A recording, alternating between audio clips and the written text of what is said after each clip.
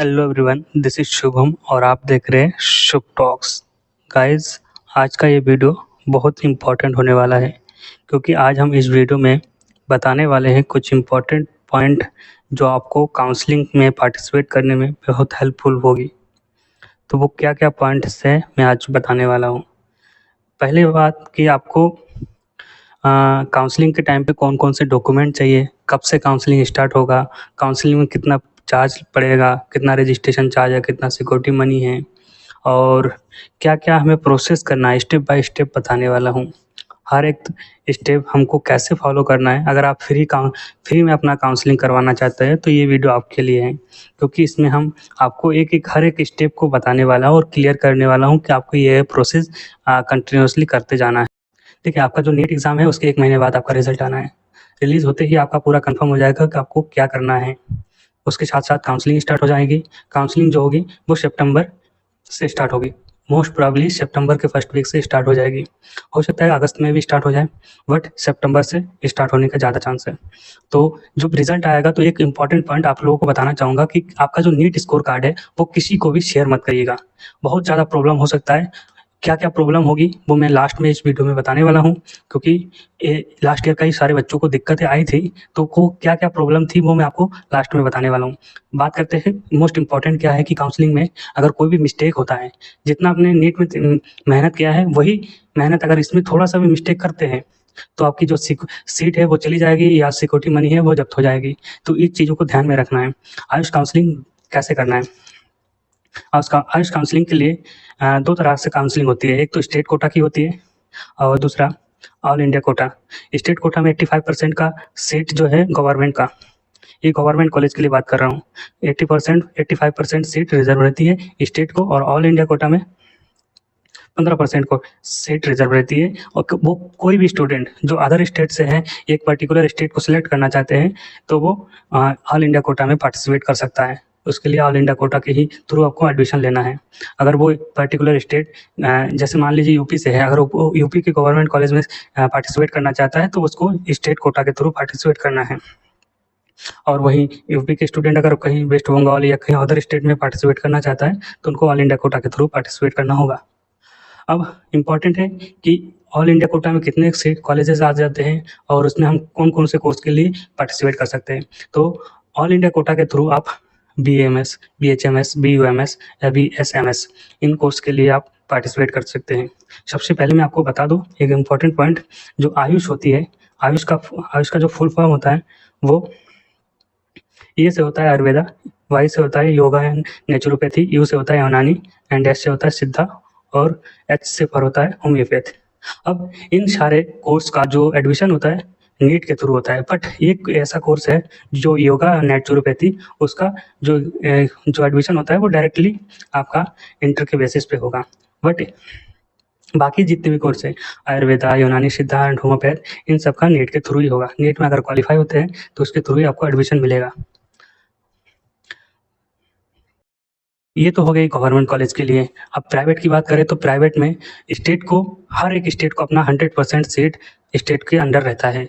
State का जो conducting body होगा वो इसको कंडक्ट करवाएगी काउंसलिंग। ऑल इंडिया कोटा में कौन-कौन से कॉलेजेस आते हैं वो मैं आपको बताने वाला हूँ। देखिए, ऑल इंडिया कोटा में government college, government aided college, central university, ये सारे कोर्सेज़ ऑल इंडिया काउंसलिंग करवाती हैं। इसमें जो कॉलेजेस आते हैं गवर्नमेंट के, जितने भी कॉलेजेस हैं वो आपको मैं बता दूँ। देखिए, यहाँ पर टोटल AICCC की जो काउंसलिंग होती है, ऑल इंडिया कोटा की काउंसलिंग AICCC कंडक्ट करवाती है। इसकी जो मेन बॉडी होती है AICCC और इसमें टोटल 93 कॉलेजेस हैं। आयुर्वेदिक कॉलेजेस हैं, उसमें से 67 गवर्नमेंट कॉलेज है, 21 गवर्नमेंट एडेड कॉलेज है, जिसको आप डीम्ड कॉलेज भी जानते हैं, 4 नेशनल इंस्टीट्यूट है और 1 सेंट्रल यूनिवर्सिटी है। सेंट्रल यूनिवर्सिटी जिसे आप BHU बनारस हिंदू विश्वविद्यालय यूनिवर्सिटी है। और जो 4 नेशनल इंस्टीट्यूट है उसका नाम मैं आपको बता देता हूँ। All India institute of Ayurveda जो दिल्ली में है, नेशनल इंस्टीट्यूट ऑफ आयुर्वेदा जो जयपुर में है, NIA के नाम से जानते हैं, और राष्ट्रीय आयुर्वेद विद्यापीठ जो दिल्ली में है, नेशनल इंस्टीट्यूट ऑफ नेचुरोपैथी जो पुणे में है। ये 4 इंस्टीट्यूट है। इनकी जो फीस रहती है 1,80,000 से 1,35,000 हाईएस्ट रहती है। अब रूरल सेंटर में कुछ आपको जब भी पार्टिसिपेट करना है तो एक चीज़ ध्यान रखना है, किसी भी कॉलेज में उस कॉलेज का कितना बॉन्ड है। अगर आप गवर्नमेंट कॉलेज सेलेक्ट करते हैं, क्योंकि कई बार होता है कि आप लोग नीट के एडमिशन के साथ-साथ आप फिर से नीट की तैयारी करते हैं फॉर एमबीबीएस के लिए। अगर आप एमबीबीएस के लिए सोचते हैं और आपको लगता है कि एमबीबीएस करेंगे अगले साल और आप कॉलेज छोड़ देंगे, तो ये बॉन्ड आपको ध्यान में रखना है। कई कॉलेजेस होते हैं 1 लाख बॉन्ड भरवा लेते हैं और अगर आप कॉलेज छोड़ देते हैं, तो वो 1 लाख रुपए आपकी जब्त हो जाती है। तो अब बच्चों के माइंड में कन्फ्यूज़न होता है कि हमें स्टेट कोटा की काउंसलिंग करवानी है, ऑल इंडिया कोटा। अगर आप किसी अदर स्टेट में जाना चाहते हैं, तो उसके लिए आप स्टेट ऑल इंडिया काउंसलिंग करवानी होगी ये ट्रिपल सी के थ्रू। ये ट्रिपल सी यूजी काउंसलिंग करवानी होगी। अगर आप किसी पर्टिकुलर स्टेट से हैं, तो स्टेट कोटा की काउंसलिंग स्टेट कोटा के थ्रू करवानी है, जो कि उसके अपने स्टेट की काउंसलिंग बॉडी होगी। और प्राइवेट कॉलेज के लिए 100% सीट जो है वो रिज़र्व स्टेट को ही रहती है और उसमें कोई भी आके पार्टिसिपेट कर सकता है। कुछ ओपन स्टेट होते हैं, कुछ का अपना रिज़र्व रहता है। तो इसमें से जैसे कि यूपी को ओपन स्टेट के नाम ओपन स्टेट है, इसमें कोई भी आके पार्टिसिपेट कर सकता है। और जैसे कि कोलकाता है, वो वहाँ पर 85% अपनी स्टेट को स्टूडेंट को ही लेते हैं एडमिशन के लिए प्राइवेट कॉलेज के लिए, बाकी 15% किसी भी स्टेट से आप आके पार्टिसिपेट कर सकते हो। अब जहाँ पर कोई रिजर्वेशन ना हो क्योंकि कोटा का, जैसे पंजाब, यूपी, ये मध्य प्रदेश, बिहार, ये सब ओपन स्टेट है, यहाँ पे आप काउंसलिंग करवा सकते हैं प्राइवेट कॉलेज के लिए। अब कुछ बच्चों के माइंड में क्वेश्चन आता है, क्या मैं ऑल इंडिया काउंसलिंग के साथ-साथ स्टेट कोटा की काउंसलिंग करवा सकता हूँ? बिल्कुल, आप करवा सकते हैं। इसके लिए कोई रूल एंड रेगुलेशन नहीं है, आप पार्टिसिपेट करेंगे। फर्स्ट और सेकंड राउंड में पार्टिसिपेट कर सकते हैं, बट थर्ड राउंड के लिए कुछ रूल अलग है, मैं आपको बताऊँगा आगे। अब हम बात करते हैं इन कॉलेजेस का बॉन्ड। एक तो बॉन्ड हो गया, उन कॉलेजों को सेलेक्ट करना है जिसमें बॉन्ड नहीं है। कुछ-कुछ कॉलेज में बॉन्ड है, कुछ-कुछ कॉलेज में बॉन्ड नहीं है। सीट डिस्ट्रीब्यूशन की बात करें तो सबसे ज़्यादा राजस्थान, उत्तर प्रदेश और मध्य प्रदेश में है, तो आपको ये सर्च करने में आसानी हो जाएगी और महाराष्ट्र में। अब हम ये ट्रिपल सी की काउंसलिंग की बात करें तो इसकी रजिस्ट्रेशन फ़ीस कितनी है? तो अगर आप गवर्नमेंट कॉलेज के लिए सेलेक्ट करते हैं तो 1000 रुपये रजिस्ट्रेशन फ़ीस होगी, जो कि नॉन रिफंडेबल है, वो आपको रिफंड नहीं होगा। और अगर आप डीम्ड कॉलेज के लिए सेलेक्ट करते हैं तो 5000 रुपये है। डीम्ड कॉलेज जो कि आपका सेमी गवर्नमेंट के नाम से जानते हैं, इसके लिए आपको 5000 रुपये रजिस्ट्रेशन फ़ीस देना होता है, जो कि नॉन रिफंडेबल है। अगर आप सिक्योरिटी की बात करें तो ऑल इंडिया काउंसलिंग की जो सिक्योरिटी मनी होती है, वो 10,000 रुपये होती है गवर्नमेंट कॉलेज के लिए, और प्राइवेट कॉलेज के लिए डीम्ड कॉलेज के लिए जो 50,000 रुपये होती है, ये रिफंडेबल होती है। बाकी के जो है 1000 रुपये और 5000 रुपये वो नॉन रिफंडेबल है। अगर यूपी की बात करें तो यूपी में भी 2000 रुपये लेते हैं। उसके अलावा जो रजिस्ट्रेशन चार्ज होता है 2000 रुपये, और 20,000 रुपये गवर्नमेंट कॉलेज के लिए सिक्योरिटी मनी होता है, और 50,000 रुपये गवर्नमेंट प्लस प्राइवेट कॉलेज के लिए सिक्योरिटी मनी होता है। अगर आप सिक्योरिटी मनी 50,000 करते हैं तो यहाँ पे आप प्राइवेट के साथ साथ गवर्नमेंट दोनों सेलेक्ट कर सकते हैं। वही ये ट्रिपल सी में भी आप अगर 50,000 रुपये सिक्योरिटी मनी सबमिट करते हैं तो वहाँ पे भी आप गवर्नमेंट के साथ साथ डीम्ड कॉलेज को भी सिलेक्ट कर सकते हैं। इसमें आपको कोई दिक्कत नहीं होगी। आपको अगर सोच रहे हैं कि आपका स्कोर थोड़ा कम आ रहा है, आपको जस्ट मतलब एकदम कट ऑफ की एकदम नज़दीक है, तो आप प्राइवेट भी सिलेक्ट कर सकते हैं या डीम्ड सिलेक्ट कर सकते हैं। उसके लिए आपको 50,000 रुपये देना होगा। अब मोस्ट इम्पॉर्टेंट पॉइंट है चॉइस फिलिंग। चॉइस फिलिंग के लिए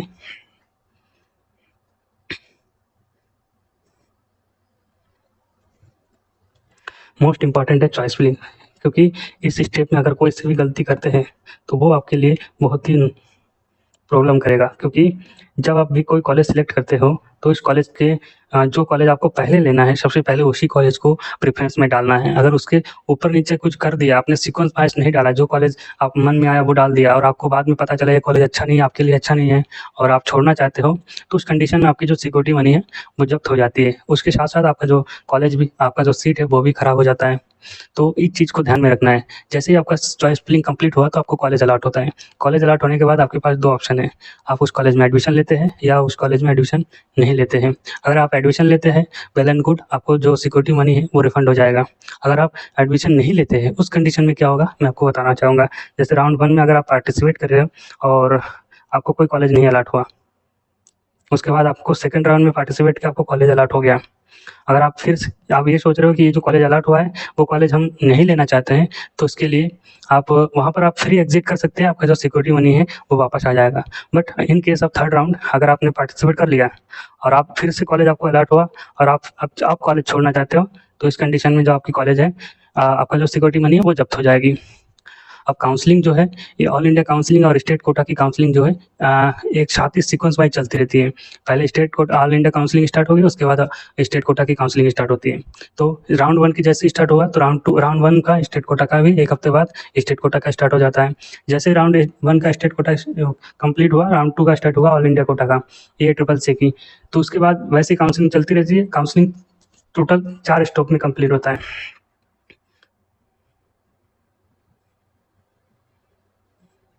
टोटल 4 राउंड होंगे, उसमें से राउंड 1 और राउंड 2 फ्री एग्जिट है। उसके बाद के जितने भी राउंड है वहाँ पे आप फ्री एग्जिट नहीं कर सकते हैं। अगर आपने कर दिया तो आपकी सिक्योरिटी मनी चली जाएगी। बाकी जैसे ही आपको कॉलेज मिलता है तो उसके बाद आपको जो है एक अलॉटमेंट लेटर मिलेगा, जो कि आपको अगर आप स्टेट कोटा के अगर आप ऑल इंडिया कोटा के थ्रू जाते हैं तो वहाँ का नोडल सेंटर अपना जो मेन कॉलेज जिस कॉलेज में आपको अलर्ट हुआ है वही नोडल सेंटर होता है, वहाँ जाके आपको वेरिफिकेशन करना होता है। लेकिन स्टेट कोटा का अलग होता है। स्टेट कोटा में आपका नोडल सेंटर है, वो एक पर्टिकुलर सेंटर बना के वहाँ पे आपको नोडल सेंटर पे वेरिफिकेशन करने जाना होता है। उसके बाद वहाँ से आपको अलॉटमेंट लेटर मिलेगा, वो लेटर आपको कॉलेज में सबमिट करना होगा। इसके 3 महीने बाद आपका सिक्योरिटी मनी रिफंड हो जाएगा।